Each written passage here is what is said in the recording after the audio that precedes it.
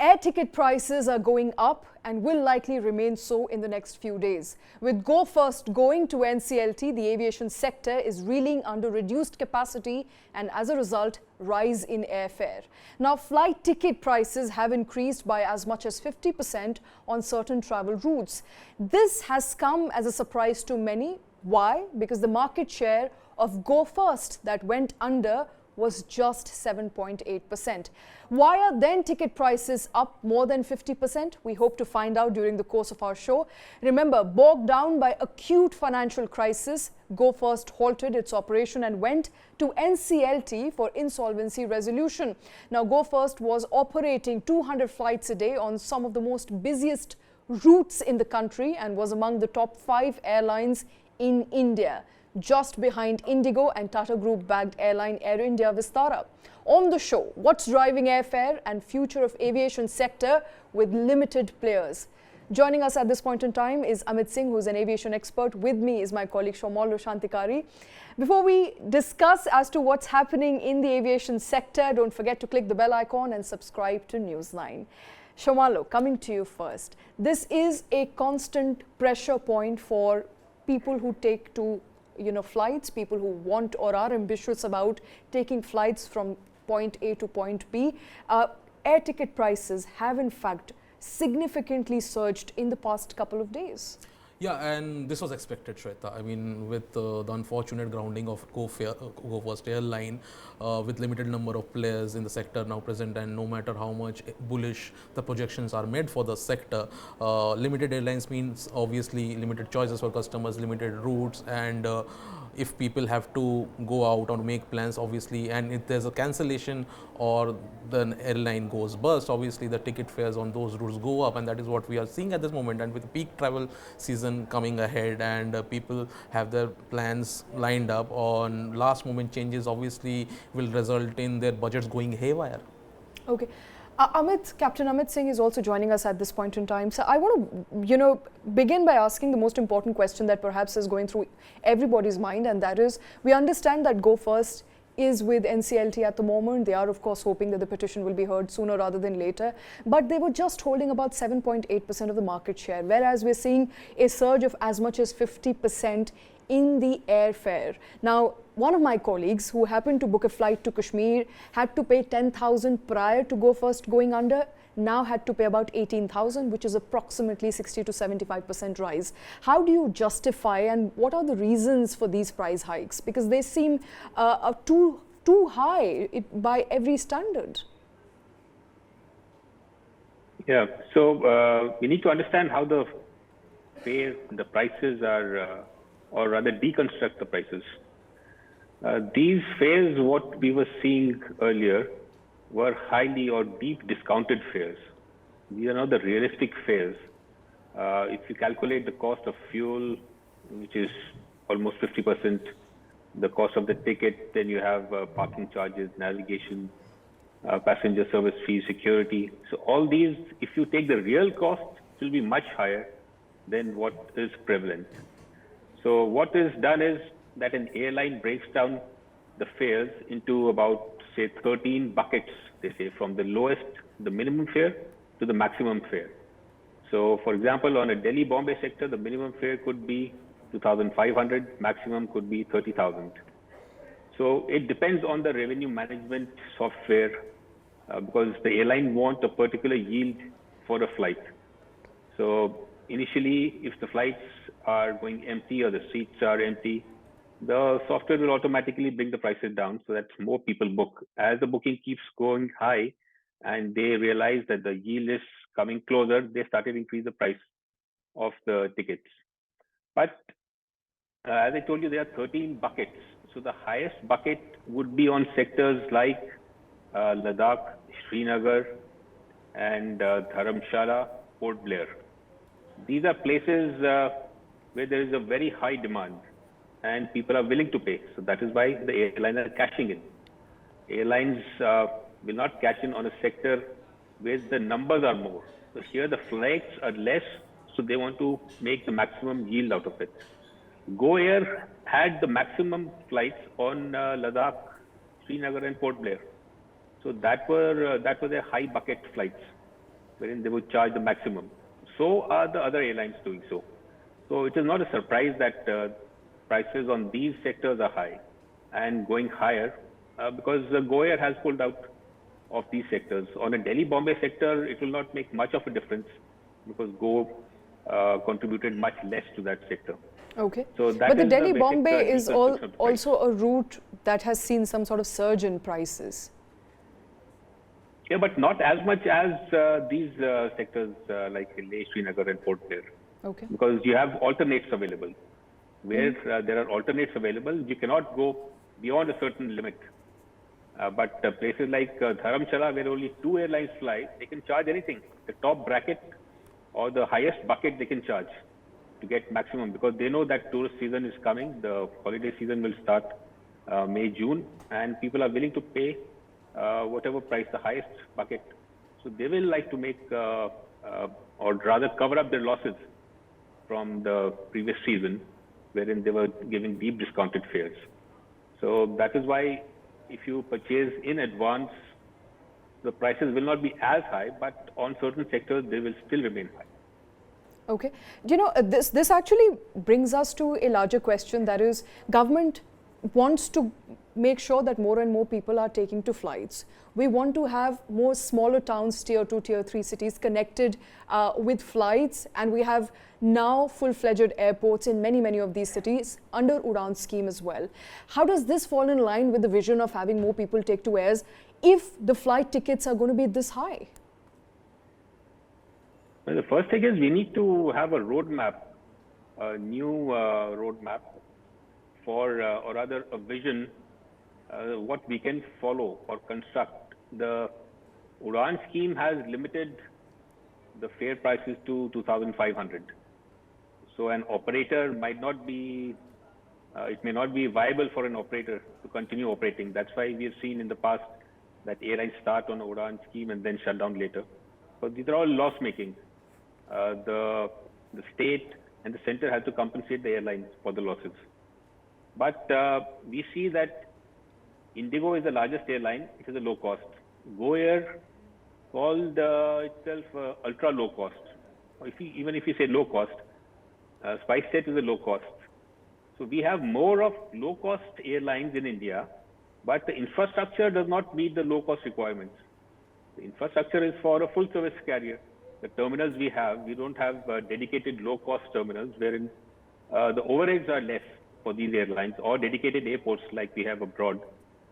So if we don't want to fly from Heathrow where the taxes are the highest, we go to a smaller airport around London wherein the taxes are lower and the ticket prices are less. So in India, the government mandates a lot of things. Like, for example, a person who is deputed for security of an aircraft will not do any other duty besides security, which is not the case elsewhere. Elsewhere, they're doing multiple roles. While they are not required for security, they will do something else. So that is how you keep your fares low. The government or the ministry does not have control over fuel. So there is very little that the ministry can control in terms of prices. But if we have a vision for a low-cost, separate low-cost terminals in India, that will ultimately bring down the prices. There was a move sometime back to import fuel directly. They had a kind of almost went through with it when Kingfisher was there. Airport Authority, along with Indian Oil and certain airlines, would have a special purpose vehicle, and that would import fuel directly. So the taxes would be eliminated. So that didn't go through. So that was one of the ways of reducing taxes. So you have to have innovative thinking. Government can come in with a policy, but how will they implement? Because they have to go to the finance ministry. Will the finance ministry listen to them or not? That is not, we haven't seen in the past that action items being performed, the critical action items. Everybody's been crying over fuel. Even the ministry says fuel, but nobody's able to achieve it at the end of it. So a true low-cost airline is a need. We have hybrid low-cost airlines. So we work somewhere in between, wherein the overheads are highest. That's why the ticket prices are much higher. Okay. Are you therefore suggesting that the that the targets that have been set out are perhaps unrealistic. We don't have the infrastructure that is needed to accommodate low-cost airlines. Government is not able to control prices of ATF. Are you therefore suggesting that we're not there yet when it comes to aviation dreams that we have built in the last couple of years? Right. So we are moving in an ad hoc manner, which means if we have a terminal, we'll build a smaller terminal, extend that terminal. Not like China is rebuilding the entire terminal instead of these ad hoc increments. So they are rebuilding the whole infrastructure to meet the requirements. So we have seen in the past, we have a small runway, we extend it by a few thousand. Then we see, oh no, we need a bigger aircraft because that is a popular destination. Then we add a few more thousand feet. Calicut is a typical example, wherein the initial length of the runway was 6,000, it was increased to 8,000. And still we have so many issues with the infrastructure of the tabletop, safety issues. So we don't build a new runway, that is the requirement. So for that we need a vision, a long-term roadmap. So neither do we have a roadmap, nor we have that vision to build infrastructure. Aviation needs to be institutionalized, wherein the people have to be developed. Their thinking has to be developed in a way. So it is not that you can send people for courses abroad. So they can come back and develop something, but it has to be done with a cultural view.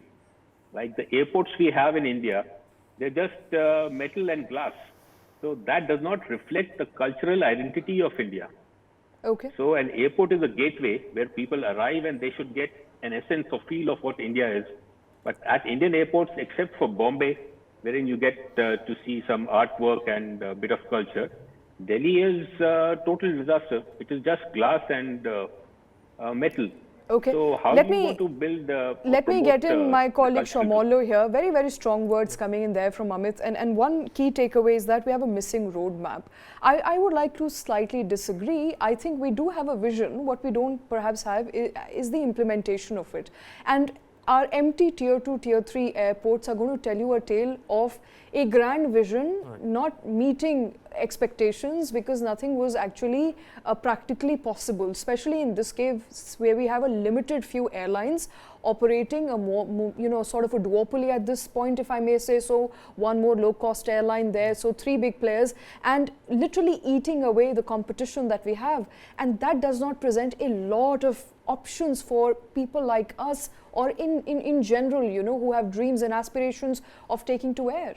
Yeah, Mr. Amit Singh rightly pointed out that there are too many bottlenecks that are preventing the aviation sector from taking off. Obviously, there are airports in place, but as he said that it doesn't really show the aestheticity of the cultural identity of the country, and obviously some of them, the small town tier airports, they haven't been able to entice operators, or if I may say, the government or the policymakers haven't been able to put in measures. Absolutely, and many flights had to be closed down because there were not enough because takers. A lot of state governments reneged on promises. I know for an example in Bengal where the operator was promised some subsidies, but it wasn't given, and that airport had to be shut for a few months. So in this case, you have to ensure that the promises are being kept, and in order to ensure and entice more flyers, you need to give them the roadmap or the ticket so that the footfalls or the passengers take on a daily basis. But how do you ensure that? For example, there's a parliamentary panel meeting that is currently underway. I want to come to you, and I also want to go to Amit, but let me first come to you.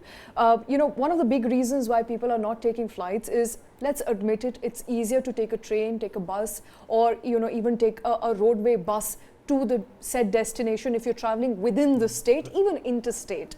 And there is better connectivity there, less money to pay. Right. And as far as time is concerned, somebody would rather give away more time than give away more money or part ways with more money. And in this case, fares becoming expensive day after the day is not helping at all.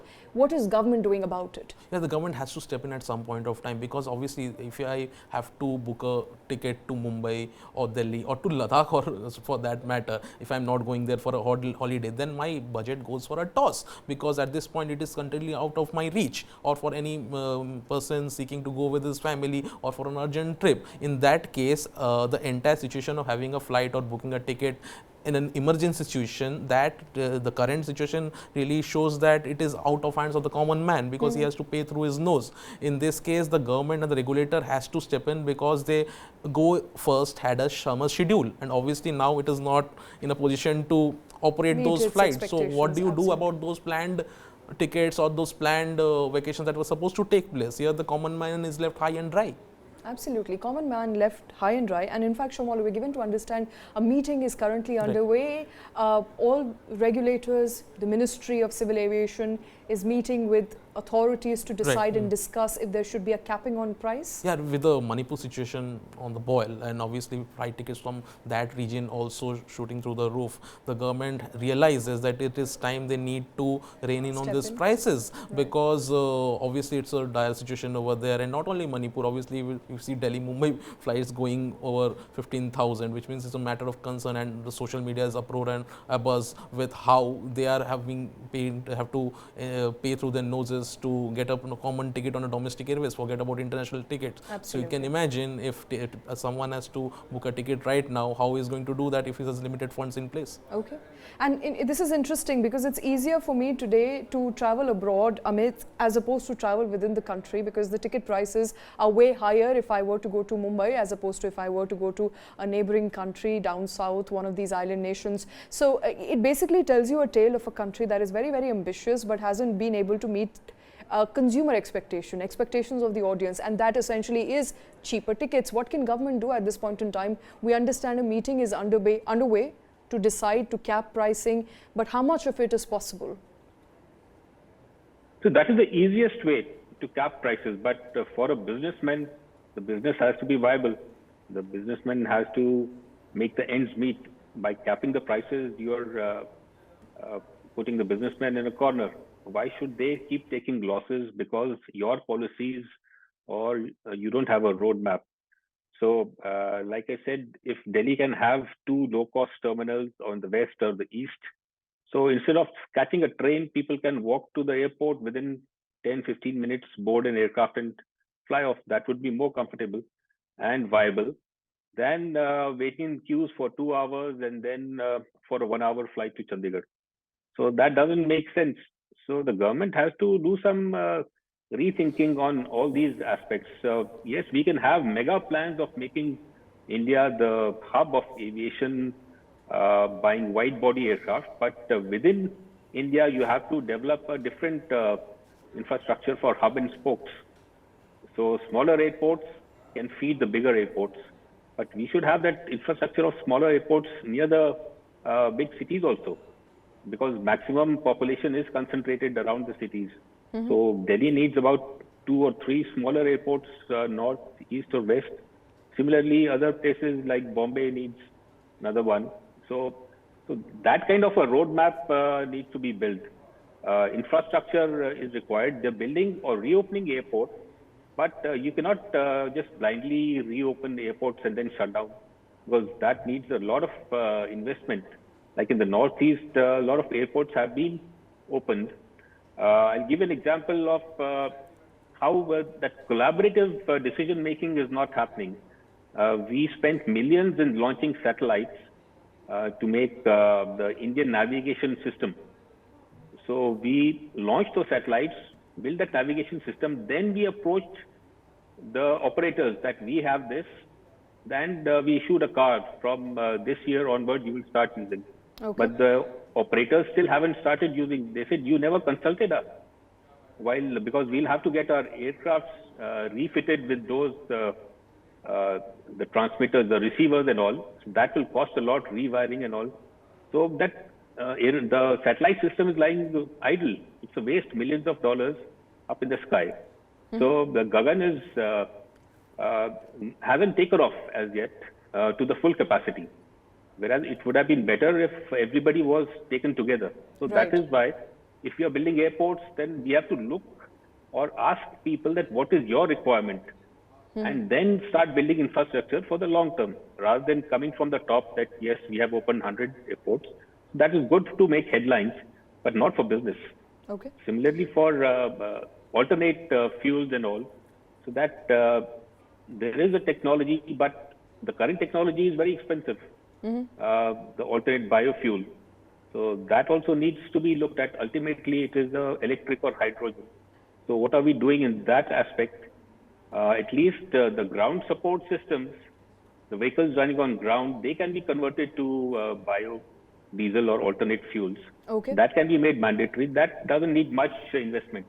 All But right. running aircrafts and all, making them, that is a long-term vision, but it is an ad hoc or an interim step. Ultimately, it has to be hydrogen or electric. So that kind of vision or roadmap is not there. Yes, people are thinking, but we have to put it down on paper and then start building it. All right. I want to talk about an imminent problem, an imminent issue, which is Go First going under. Lots of flights have been cancelled. As of today, flights still stand cancelled. We understand that passengers who had already booked these flights are not going to get their money back. They're going to get some form of voucher. What looks like to me is that aviation sector is shrinking by the day. We have worries about SpiceJet also going to NCLT now. What is your view on aviation sector as a whole? Because we've been talking to experts and everybody seems bullish. In fact, we have had experts saying that consolidation in aviation sector is perhaps a good thing. Do you agree with that point of view? Well, consolidation also leads to price control. So wherein if you have duopoly or ultimately if Air India and Indigo are going to survive, then they will be fixing the prices. Of course, the Competition Commission will be there, but then ticket prices would be higher than normal. So we need that Akasa, we need another airline. So more competition is better, but there are always signals which come up before an airline. So Rome wasn't built in a day and wasn't destroyed in a day. Spice, we have seen the performance of Spice. If we talk about Go First, in 2020, they had about 30% of the fleet grounded. Then 21, slightly less, 29, then it increased 33%. So when we see 30% of the fleet grounded, we should be concerned that something is going to come up. How are they meeting their requirements, financial requirements? DGC has a car which clearly says, after Kingfisher folded up, that if we see non-payment of salaries or deferring of salaries or aircraft being taken back by the leasing agencies, it is a cause of concern and a safety issue also. So DGC has to step in, but DGC never stepped in. So the writing was on the wall, but nobody did anything. So it is basically on the policymaker and the regulator. The buck stops there, because they were aware of what was happening, the financial situation. And ultimately, we don't have an SOP for such a thing. If an airline closes down, there has to be some fund which is should be blocked with the government, so that the people are refunded or something. There is no SOP. Every time when Kingfisher shut down, we faced a situation. Jet Airways, SpiceJet cancels for whatever reason, and then Go Air. So there is no SOP that when such a thing happens, we will implement the SOP and provide refund to the passengers. So why should passengers take the brunt of it? Airlines was closing the operations on May 3rd or something. They would have known in advance, so would have the ministry. It is not that the airline is keeping something as a secret. So everybody was aware, but there is no But it did come as a surprise, in fact, even to DGCA, which but they had filed. There was an arbitration going on. That is correct. In Singapore, and they had a favorable verdict. That is correct. But they blamed Pratt and Whitney squarely for not meeting the terms and conditions of the arbitration that came in their favor. And the arbitration only provided them 10 engines. That 10 is engines correct. would be sufficient for 5 aircraft. If they get 5 aircraft back out of 28 aircraft, that still doesn't meet their requirement. 5 is hardly anything. And 6 aircraft were taken by the leasing agency. So that was the arbitration. If somebody reads that arbitration, it is very clear that 10 engines will not suffice or pull the airline out of the misery. So it has to end up in a situation like this. So they should start implement the SOP immediately, so that passengers do not get inconvenienced. And passengers did get inconvenienced. Yeah, even for from evacuations. What we know, absolutely. We have seen evacuation from Sudan and other places for COVID. We have been doing at least we have done 15 evacuations since independence, but everything has been an individual's effort. So still we do not have an SOP for an evacuation, that if there is a need for an evacuation, then the airlines will provide this.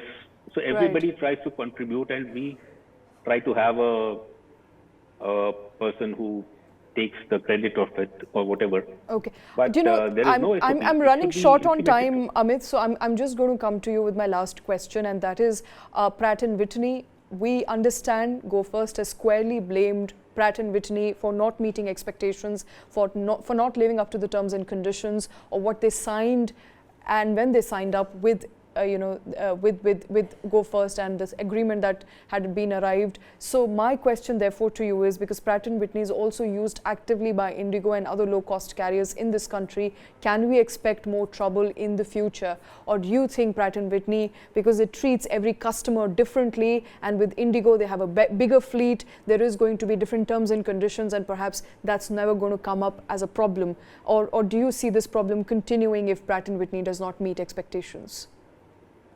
Pratt & Whitney does have a problem. It was there from the beginning, and it was a big safety issue which was brushed under the carpet for obvious operation reasons. But we should take the example of Indigo.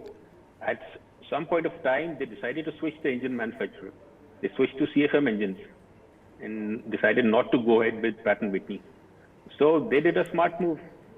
Why didn't Go ahead do the same thing? Their contracts perhaps were not built like that. So when you make contracts, you have to have those clauses wherein if the manufacturer defaults or something, then you have a liability clause, or exit clause, so where you can exit and purchase alternate engines. CFM engines do not have any issues. So Indigo did that. They played safe, took the wise decision, and not persisted with Pratt & Whitney. Pratt & Whitney has a problem worldwide, and they will continue to have for a long time, which was increased because of COVID and supply chain issues. So they are trying to do it, but it will take time. Okay, it will take time. Not very positive, Amit, regarding the future of aviation sector, Soumalya, as opposed to what many of our other experts we have spoken to in the course of last couple of weeks, who've been very bullish on what aviation sector has to offer in this country. Yeah, obviously, these are route disruptions. There's no doubt about it. And according to me, I think a country like India, it needs at least 2 full service carriers and at least minimum 3 vibrant and robust low service carriers. Because in a country like India, where you have a scheme like Udan, where you want the Aam Aadmi to take the flight, you cannot have a situation where a normal flight ticket is about 50% the price that you used to have. So in this scenario, the bottlenecks that Amit was speaking about and the roadmap that he said is lacking there, somewhere down the line the execution is being left. I mean, that is somewhere we need to work up on. Need to work harder on the execution. And obviously the regulators, we cannot have situations like this time and again, be it Kingfisher, be it Jet, and now with Go First, where the consumer is left high and dry, and he has to worry about his refund process. And at the end of the day, if someone has to travel, he needs to travel by airline in a quick space. That is correct. But in what do you do when the airline is not up and running? You have limited choices and you have to pay through your noses. That's what we've been seeing happening. And unfortunately, this time around, we don't seem to have learned lessons from our past incidents. Okay, I hope we learn our lessons soon. As a customer, I'm more worried about paying through the nose, more worried about taking a flight that's going to cost me way more than what it used to a couple of weeks ago, in fact.